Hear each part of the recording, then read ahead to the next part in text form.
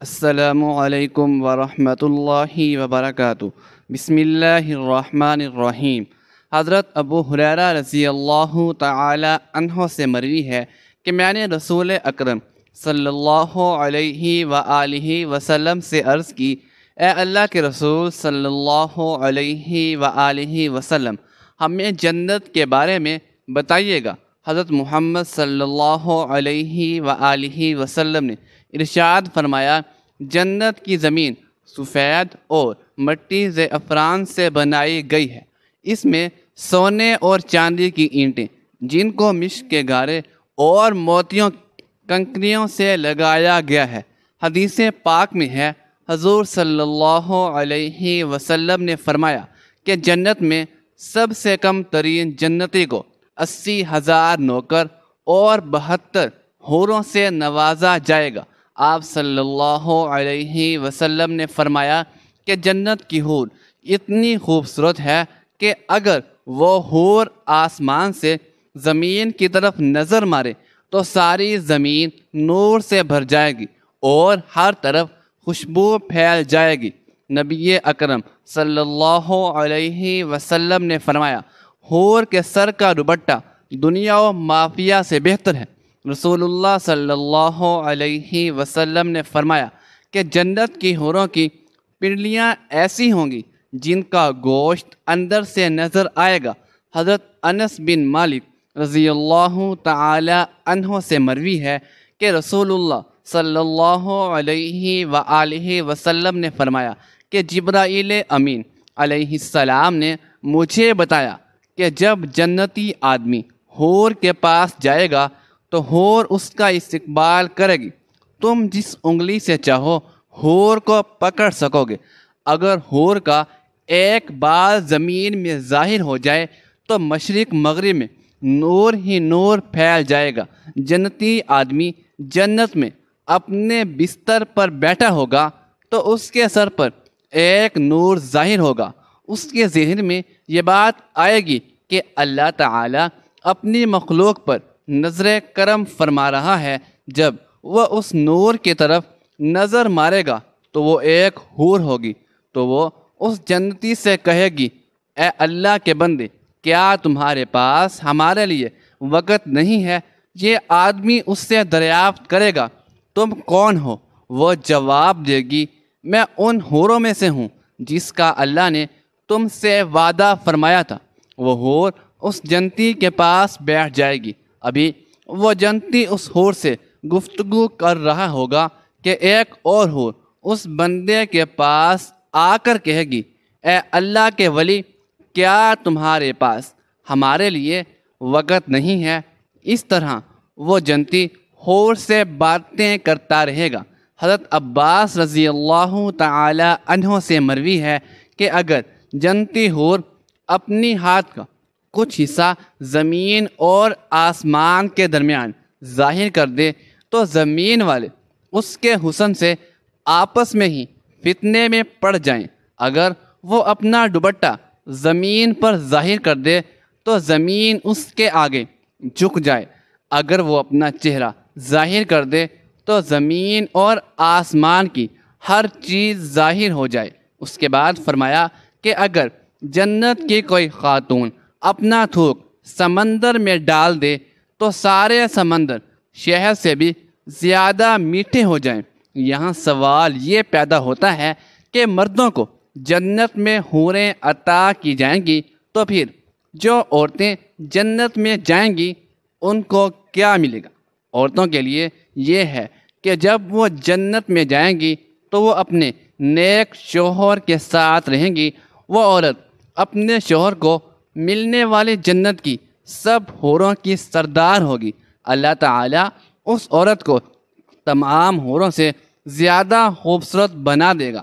یہ دونوں میاں بیوی ایک دوسرے کے ساتھ بہت زیادہ پیار کریں گے۔ یہ دونوں میاں بیوی جنت میں رہیں گے۔ جو عورت کنواری فوت ہو جائے گی اس کو جنت میں اختیار دیا جائے گا کہ وہ جنت میں جس مرد کے ساتھ چاہے گی اس کا نکاح اس مرد کے ساتھ کر دیا جائے گا۔ ایک عورت نے حضرت محمد مصطفیٰ صلی اللہ علیہ وآلہ وسلم سے دریافت کیا، جب کسی عورت کا شوہر فوت ہو جاتا ہے، ہم اس کے بعد دوسرے سے نکاح کر لیتے ہیں، ان میں سے جنت میں اس عورت کا شوہر کون ہوگا؟ حضرت محمد صلی اللہ علیہ وآلہ وسلم نے فرمایا، عورت جس مرد کے ساتھ چاہے گی جنت میں رہ سکے گی، یعنی ان دونوں میں سے جس کے ساتھ چاہے گی وہ رہ سکتی ہے۔ ام سلمہ رضی اللہ تعالی عنہا حضرت محمد صلی اللہ علیہ وآلہ وسلم سے عرض کرنے لگی، یا رسول اللہ صلی اللہ علیہ وآلہ وسلم، مجھے یہ بتائیں کہ جنت کی حور بہتر ہے کہ یا دنیا کی نیک عورت بہتر ہے؟ آپ صلی اللہ علیہ وآلہ وسلم نے فرمایا کہ دنیا والی عورت کو جنت والی عورت پر فضیلت حاصل ہوگی جو باہر والے کپڑے کو اندر والے کپڑے پر حاصل ہوتی ہے۔ ام المؤمنین حضرت عائشہ صدیقہ رضی اللہ تعالی عنہا فرماتی ہیں کہ جب میں نے یہ سنا تو میرے دل پر بہت بڑا صدمہ لگا اور جلدی سے گھر واپس آ کر حضور صلی اللہ علیہ وآلہ وسلم کا انتظار کرنے لگی۔ جب آپ صلی اللہ علیہ وسلم مسجد سے تشریف لائے تو میں آپ صلی اللہ علیہ وآلہ وسلم کے سامنے آئی اور سلام کیا۔ آپ نے سلام کا جواب دیا لیکن چہرہ دوسری طرف پھیر لیا۔ میں دوسری طرف آئی مگر حضور صلی اللہ علیہ وسلم نے اپنی نگاہیں دوسری طرف کر لی۔ آپ صلی اللہ علیہ وسلم کی خاموش نگاہوں نے مجھے بہت ساری باتیں سکھا دی تھی۔ اس وقت آپ صلی اللہ علیہ وسلم کی طبیعت پر بوجھ ہے اور آپ مجھ سے کوئی بات نہیں کرنا چاہتے۔ میں نے سوچا کہ چلو میں اپنے ماں باپ کے گھر چلی جاتی ہوں تاکہ صحیح حالات کا پتہ چل سکے کہ آخر میرے بارے میں کیسی کیسی باتیں کی جا رہی ہیں۔ تو میں نے گھر جانے کی اجازت چاہی تو آپ صلی اللہ علیہ وآلہ وسلم نے اشارے سے فرما دیا کہ ہاں چلے جاؤ۔ ام المؤمنین حضرت عائشہ صدیقہ رضی اللہ تعالی عنہا فرماتی ہیں کہ جب میں گھر میں پہنچی تو میری امی نے دروازہ کھولا۔ میں نے دیکھا کہ میری امی جان کی آنکھیں رو رو کر لال ہو چکی ہیں، پریشان چہرے کے ساتھ وہ میرے سامنے کھڑی ہیں۔ میں نے پوچھا کہ امی جان کیا ہوا، لیکن وہ بالکل خاموش رہی، مجھے کوئی جواب نہ دیا اور ان کی آنکھوں سے آنسو ٹپکنا شروع ہو گئے۔ میں نے پوچھا امی میرے ابو کدھر ہیں؟ تو انہوں نے چار پائے کی طرف اشارہ کر دیا۔ میں نے دیکھا کہ میرے ابو حضرت ابوبکر صدیق رضی اللہ تعالی عنہ چار پائی پر بیٹھے قرآن پاک پڑھ رہی ہیں۔ ایک ایک آیت پر ان کی آنکھوں سے آنسو برابر گرتے جا رہے ہیں۔ ام المؤمنین حضرت عائشہ صدیقہ رضی اللہ تعالی عنہا فرماتی ہیں کہ جب میں نے گھر میں بھی ایسا غم کا ماحول دیکھا تو میری طبیعت اور زیادہ پریشان ہو گئی۔ میں نے سوچا کہ اب میں کیا کروں کہ جن پر مجھے بھروسہ تھا، جو میری زندگی کے رکھوالے تھے، وہ بھی آج مجھ سے ناراض ہوئے ہیں، ماں باپ بھی آج مجھ سے جدا ہیں، میں آج کہاں جاؤں گی؟ دل میں خیال آیا کہ کیوں نہ میں اپنے اللہ کی طرف متوجہ ہو جاؤں۔ اس لیے حضرت عائشہ صدیقہ رضی اللہ تعالی عنہا فرماتی ہیں کہ میں نے وضو کیا اور گھر کے ایک کونے کی طرف جانے لگی تو امی نے پوچھا کہ اے عائشہ صدیقہ کدھر جا رہی ہو؟ کیونکہ ان کو ڈر لگ رہا تھا کہ میری بیٹی پریشان ہے، ایسا نہ ہو کہ کوئی بڑا فیصلہ کر کے خود کو ہلاک نہ کر لے۔ تو فرماتی ہیں کہ میں نے امی جان کو کہا کہ امی میں اپنے رب کے حضور دعائیں کرنے جا رہی ہوں۔ ام المؤمنین حضرت عائشہ صدیقہ رضی اللہ تعالی عنہا فرماتی ہیں کہ میں نے مصلی بچھایا اور سجدے میں سر رکھ کر دعائیں مانگنی شروع کر دی۔ کہ اے میرے پروردگار، اے فریادوں کی فریاد سننے والے اللہ، تیرے مقبول بندوں پر جب بھی کوئی ایسا وقت آیا تو اے اللہ تو نے ہی ان کی مدد فرمائی۔ اے اللہ، جب حضرت یوسف علیہ السلام پر الزام لگایا گیا تھا تو آپ نے ایک بچے سے گواہی دلوا کر انہیں بچایا۔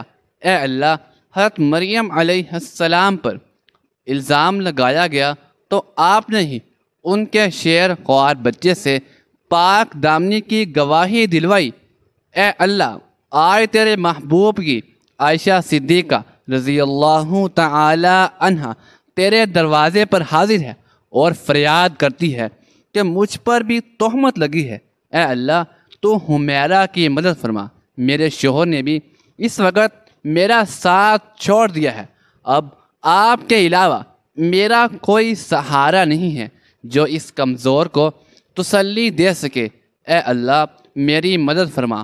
ام المؤمنین حضرت عائشہ صدیقہ رضی اللہ تعالی عنہا رو رو کر دعائیں کر رہی تھی، ادھر دعائیں مانگی جا رہی تھی اور ادھر حضور صلی اللہ علیہ وآلہ وسلم نے مسجد نبوی میں ایک مجلس مشاورت قائم کی ہوئی تھی، جس میں حضرت عائشہ صدیقہ رضی اللہ تعالی عنہا کے والد محترم حضرت ابوبکر صدیق رضی اللہ تعالی عنہ کے علاوہ باقی سارے بڑے بڑے صحابہ اکرام موجود تھے۔ حضور صلی اللہ علیہ وآلہ وسلم سب کے بیچ غم زدہ بیٹھے تھے۔ صحابہ اکرام رضوان اللہ تعالی علیہم اجمعین کے چہروں پر اداسی تھی، کیونکہ وہ اپنے محبوب صلی اللہ علیہ وسلم کے چہرے کو غم زدہ دیکھ رہے تھے، کہ جس کی وجہ سے صحابہ اکرام کی بھی طبیعت کچھ عجیب سی بن چکی تھی۔ اس لیے کچھ صحابہ اکرام تو سکیاں لے لے کر رو رہے تھے۔ حضور اکرم صلی اللہ علیہ وآلہ وسلم نے اپنے صحابہ اکرام سے پوچھا کہ اس معاملے میں تم کیا مشورہ دیتے ہو؟ تو سب سے پہلے حضرت عمر بن خطاب رضی اللہ تعالی عنہ نے آگے بڑھ کر کہا، اے اللہ کے رسول صلی اللہ تعالی علیہ وآلہ وسلم، اللہ تعالی نے آپ کو اتنی عزت اور شرافت بخشی ہے کہ آپ کے بدن پر کسی گندی مکھی کو بھی بیٹھنے کی اجازت نہیں، تو جب اللہ نے آپ کو اتنا پاکیزہ بنایا تو آپ کے جیون ساتھی ایسی کیسی ہو سکتی ہے کہ جس کے اندر گناہوں کی گندگی ہو؟ اس لیے مجھے تو یہ چیز بالکل جھوٹ نظر آتی ہے۔ اس کے بعد حضور صلی اللہ علیہ وسلم نے حضرت عثمان بن عفان رضی اللہ تعالی عنہ سے پوچھا، کیا عثمان تم کیا کہتے ہو؟ تو حضرت عثمان غنی رضی اللہ تعالی عنہ نے اس وقت نبوت کی صحبت کا حق ادا کر دیا۔ انہوں نے عرض کیا کہ اللہ کے رسول صلی اللہ تعالی علیہ وآلہ وسلم، اللہ تعالی نے آپ کو ایسا بنایا ہے کہ بادل آپ کے سر پر سایہ کیے رہتا ہے، آپ کا سایہ زمین پر نہیں پڑتا، کہ ایسا نہ ہو کہ کسی کا قدم آپ کے سائے پر پڑ جائے۔ جب اللہ تعالی نے آپ کے ادب کا اتنا لحاظ فرمایا کہ کسی کے قدم آپ کے سائے پر نہیں پڑ سکتے، تو یہ کیسے ممکن ہو سکتا ہے کہ کسی کو آپ پاکیزہ بیوی پر قابو حاصل ہو جائے تو وہ ان کے ساتھ کچھ غلط کام کر سکے؟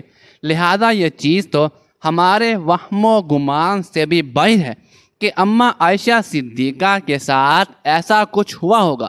ان کی باتیں سن کر حضور صلی اللہ علیہ وسلم خاموش ہو گئے، لیکن تھوڑی دیر بعد حضور صلی اللہ علیہ وسلم نے حضرت علی رضی اللہ تعالی عنہ سے پوچھا، کیا علی تم اس معاملے میں کیا کہتے ہو؟ تو حضرت علی کرم اللہ وجہ الکریم نے عرض کیا، اے اللہ کے رسول صلی اللہ علیہ وسلم، ایک بار میں نے دیکھا کہ آپ کے جوتوں میں کچھ گندگی لگ گئی تھی، لیکن آپ صلی اللہ علیہ وسلم کو تو اس کی خبر نہیں تھی، اس لیے آپ نے جب ان جوتوں کو پہننا چاہا تو اللہ رب العالمین نے حضرت جبرائیل امین علیہ السلام کو بھیج کر آپ کو اطلاع فرما دی کہ آپ کے جوتوں میں کچھ گندگی لگی ہوئی ہے، تو اے اللہ کے رسول صلی اللہ تعالی علیہ وآلہ وسلم، جب جوتوں پر گندگی لگی ہوئی تھی تو آپ کو بتا دیا گیا، تو اگر آپ کے گھر والوں کے ساتھ کوئی ایسا معاملہ ہوتا تو آپ کو کیوں نہ بتایا جاتا؟ اس لیے مجھے یہ بات کچھ ٹھیک نظر نہیں آتی۔ حضور صلی اللہ علیہ وسلم پھر سے خاموش ہو گئے۔ حضرت علی رضی اللہ تعالی عنہ دوبارہ کہنے لگے کہ اللہ کے رسول صلی اللہ تعالی علیہ وآلہ وسلم، اگر آپ کی طبیعت بہت زیادہ غم زدہ ہے تو آپ چاہیں تو عائشہ صدیقہ رضی اللہ تعالی عنہا کو طلاق دے دیں۔ آپ کے لیے بیویوں کی کون سی کمی ہے؟ اللہ تعالیٰ آپ کو کوئی اور جیون ساتھی عطا فرما دیں گے۔ ان کی یہ بات سن کر حضرت عمر بن خطاب رضی اللہ تعالی عنہ تڑپ اٹھے اور کھڑے ہو کر کہنے لگے، اے اللہ کے رسول صلی اللہ تعالی علیہ وآلہ وسلم، آپ یہ ارشاد فرمائیں کہ عائشہ صدیقہ رضی اللہ تعالی عنہا سے نکاح آپ نے اپنی مرضی سے کیا تھا یا آپ کو اللہ رب العالمین نے کہا تھا کہ عائشہ سے نکاح کرو؟ تو حضور صلی اللہ علیہ وسلم نے انگلی آسمان کی طرف اشارہ کر کے بتا دیا کہ مجھے یہ حکم اللہ کی طرف سے دیا گیا تھا کہ عائشہ سے نکاح کرو۔ اس پر حضرت عمر رضی اللہ تعالی عنہ فرمانے لگے، اے اللہ کے رسول صلی اللہ علیہ وسلم، اب آپ مجھے چھوڑ دیجئے اور ان منافقوں کو چھوڑ دیجئے۔ میری تلوار جانیں اور ان منافقوں کی گردن جانیں، وہ اللہ کی پسند عورت کے بارے میں ایسی باتیں کر رہے ہیں، میں ان سبھی کی گردنیں اڑا دوں گا۔ حضور صلی اللہ علیہ وسلم نے اس وقت حضرت عمر بن خطاب رضی اللہ تعالی عنہ کو محبت کی نگاہوں سے دیکھ کر حضرت عمر رضی اللہ تعالی عنہ کے غصے کو ٹھنڈا کیا۔ دل سے گویا کہ اللہ کے رسول حضرت عمر سے کہہ رہے ہوں گے کہ اے عمر، اللہ تیرا نگہبان ہو، تو نے میرے غم کو ہلکا کر دیا۔ حضرت عمر بن خطاب رضی اللہ تعالی عنہ کی یہ بات سن کر حضور صلی اللہ علیہ وسلم کی طبیعت کو اطمینان آ گیا، اور پھر آپ صلی اللہ علیہ وسلم مجلس سے اٹھ کر گھر چلے گئے۔ تھوڑی دیر بعد حضور صلی اللہ علیہ وسلم حضرت ابوبکر صدیق رضی اللہ تعالی عنہ کے گھر گئے تاکہ معلوم کریں کہ میری عائشہ کس حال میں ہے، کیونکہ حضور صلی اللہ علیہ وسلم حضرت عائشہ صدیقہ رضی اللہ تعالی عنہ سے بہت محبت کرتے تھے۔ اس لیے گھر پہنچ کر آپ صلی اللہ علیہ وسلم نے دروازہ کھٹکھٹایا تو حضرت عائشہ کی امی نے آ کر دروازہ کھولا۔ حضور صلی اللہ علیہ وسلم نے دیکھا کہ ان کا رو رو کر برا حال ہو چکا ہے، اور پھر جب گھر کے اندر آ کر حضرت ابوبکر صدیق رضی اللہ تعالی عنہ کی طرف دیکھا تو ان کی آنکھیں رو رو کر لال پڑ چکی تھی۔ آپ نے صلی اللہ علیہ وسلم نے پوچھا کہ عائشہ کہاں ہیں؟ تو ان کی امی نے گھر کے ایک کونے کی طرف اشارہ کر دیا۔ اس وقت حضرت عائشہ صدیقہ رضی اللہ تعالی عنہ سجدے میں پڑی رو رہی تھی۔ بعد میں حضرت عائشہ صدیقہ رضی اللہ تعالی عنہ فرماتی ہیں کہ حضور صلی اللہ علیہ وسلم جس وقت گھر میں تشریف لائے تو میرا دل کر رہا تھا کہ میں آپ صلی اللہ علیہ وسلم کے قدموں میں بیٹھ جاؤں اور جی بھر کر روں کہ اے اللہ کے حبیب، یہ میرے ساتھ کیا ہو رہا ہے؟ کیا آپ اپنی عائشہ کو ایسے چھوڑ دیں گے؟ مگر میرے دل نے کہا کہ اے عائشہ صدیقہ، تو نے اپنے رب کے سامنے اپنی فریاد بیان کر لی ہے، اس لیے اب اپنے رب سے ہی مانگو، تیرا رب ہی تیرا نگہبان ہوگا۔ لہذا حضور صلی اللہ علیہ وسلم نے پکارا کہ اے عائشہ صدیقہ رضی اللہ تعالی عنہا، تو آپ صلی اللہ علیہ وسلم کی آواز سن کر حضرت عائشہ صدیقہ رضی اللہ تعالی عنہا نے سجدہ پورا کیا اور آ کر چار پائے پر خاموش بیٹھ گئے۔ حضور صلی اللہ علیہ وسلم قریب ہی بیٹھے تھے کہ آپ نے بہت پیار سے سمجھاتے ہوئے کہا کہ اے عائشہ، اگر تجھ سے حقیقت میں کوئی ایسی غلطی ہو گئی ہے تو اپنے رب سے معافی مانگ لیں، تیرا رب گناہوں کو بہت معاف کرنے والا ہے۔ تو حضرت عائشہ صدیقہ رضی اللہ تعالی عنہا فرماتی ہیں کہ اس وقت تک تو میں صبر کے ساتھ بیٹھی رہی، لیکن جب آپ صلی اللہ علیہ وسلم سے یہ باتیں سنی تو میرے برداشت کے باندھ ٹوٹ گئے اور میری آنکھوں سے آنسو بہنے لگے۔ میں بیٹھی روتی رہی مگر خاموش تھی۔ آخر روتے ہوئے میں نے کہا کہ اللہ کے رسول صلی اللہ علیہ وآلہ وسلم، میں وہی بات کہوں گی جو یوسف علیہ السلام کے والد حضرت یعقوب علیہ السلام نے کہی تھی کہ میں اپنا درد صرف اپنے رب سے بیان کرتا ہوں، کیونکہ اے اللہ کے رسول آج اگر میں کہوں گی کہ میں نے ایسا غلط کام نہیں کیا ہے تو آپ لوگ میری بات نہیں مانو گے، اور اگر کہہ دوں گی کہ میں نے ایسا کام کیا ہے تو آپ لوگ فوراً میری یہ والی بات مان جائیں گی۔ اس لیے میں اپنے اللہ ہی سے فریاد کرتی ہوں، وہی میرے لیے کوئی نجات کا رستہ نکالے گا۔ حضرت عائشہ صدیقہ رضی اللہ تعالی عنہا فرماتی ہیں میں نے یہ الفاظ کہے اور پھر حضور صلی اللہ علیہ وسلم کے چہرے کی طرف دیکھا تو آپ صلی اللہ علیہ وسلم کے ماتھے پر پسینے کے قطرے تھے اور آپ کے اندر وہ حسین کپ کپی دیکھی جو وہی نازل ہوتے وقت ہوا کرتی تھی۔ پھر اچانک آپ صلی اللہ علیہ وسلم پر وحی کی کیفیت طاری ہونے لگی اور آپ صلی اللہ علیہ وسلم نے اپنے اوپر چادر ڈال لی۔ حضرت عائشہ صدیقہ رضی اللہ تعالی عنہا فرماتی ہیں کہ میں آرام سے بیٹھی تھی، دل میں خیال آ رہا تھا کہ اللہ تعالی آپ صلی اللہ علیہ وسلم کو خبر کر دیں گے یا نیند میں کوئی خواب دکھا دیں گے کہ میں بے گناہ ہوں، مگر میرے ماں باپ اس وقت بہت زیادہ پریشان تھے۔ میں نے اپنے والد محترم کو دیکھا کہ وہ تڑپ رہے تھے کہ وہی نازل ہو رہی ہے۔ ایک بار ایک یہودی اللہ کے نبی صلی اللہ علیہ وسلم کی بارگاہ میں حاضر ہو کر کہنے لگا، یا رسول اللہ صلی اللہ علیہ وآلہ وسلم، جنت میں لوگ کھائیں پیئیں گے۔ حضرت محمد صلی اللہ علیہ وسلم نے فرمایا، جنت میں آدمی کو 100 آدمیوں کے برابر کھانا پیش کیا جائے گا، اس کو 100 مردوں کے برابر ہم بستری کی طاقت عطا کی جائے گی۔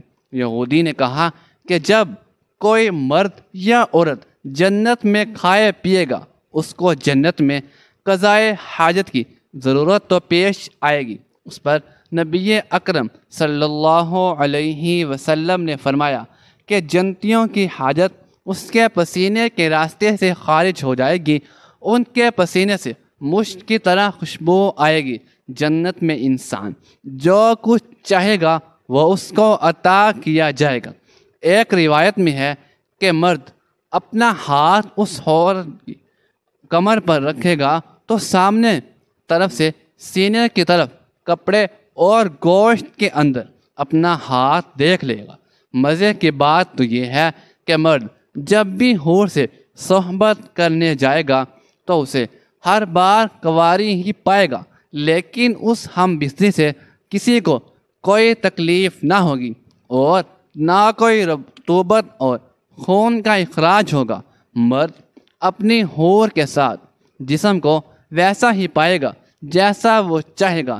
امام احمد نے حدیث نمبر 15773 میں حضرت ابو زین عقیلی رضی اللہ تعالی عنہ سے روایت کی ہے کہ حضور صلی اللہ علیہ وسلم نے فرمایا، نیک مرد اور نیک عورتیں جنت میں ایسے ہی لذت پائے گی جیسے تم دنیا میں لذت پاتے ہو اور وہ تم سے لذت حاصل کرتی ہیں، اور اگر مومن جنت میں یہ خواہش کرے گا کہ اس کی اولاد پیدا ہو تو اللہ پاک اس کی یہ بھی خواہش پوری فرما دے گا، کیونکہ جنت میں جنتیوں کی کوئی بھی ایسی خواہش نہ ہوگی جسے پورا نہ کیا جائے۔ اس بارے میں ترمذی شریف کی حدیث نمبر 2563 پیش کی جاتی ہے۔